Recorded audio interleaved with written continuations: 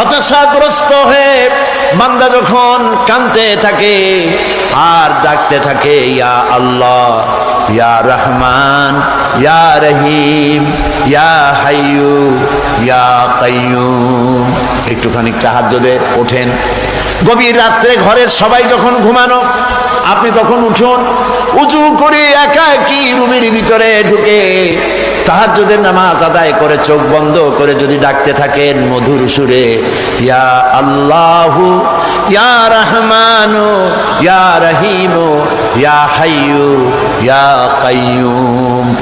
আল্লামা ইকবাল বলেছেন, দিল সে जो बात निकलती है असर रखती है पर नहीं मगर ताकते परवाज रखती है।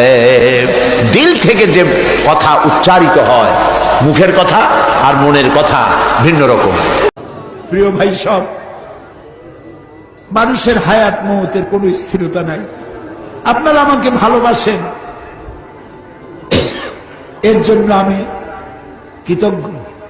আমি আপনাদের কাছে দোয়া চাই, যেদিন আপনাদের কানে যেদিন খবর আসবে সাইদি নাই, একদিন ইতিহাস থেকে আমিও হারায় যাব। কিয়ামতের দিন আল্লাহ যেন আমাকে মাফ করে দেন। আমি কিচ্ছু চাই না আল্লাহর কাছে। আল্লাহ যদি বলেন কিয়ামতে তোরে মাফ করে দিলাম, এর থেকে বড় পাওনা আমার নাই।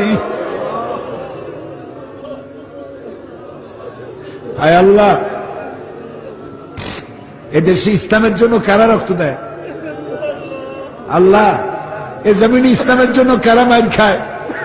এ জমিনে ইসলামের জন্য রাস্তায় রাস্তায় জীবন দেয় কারা? তুমি কি চেনো না? নামাজ পড়ার পরেও যদি চরিত্র ভালো না হয়, বুঝতে হবে নামাজ হচ্ছে না, কাঙ্ক্ষিত মানের নামাজ আদায় হচ্ছে না। আবার শুনুন, রাসূল বলছেন, যার নামাজ তাকে পাপের কাছ থেকে ফিরাতে পারলো না, তার নামাজ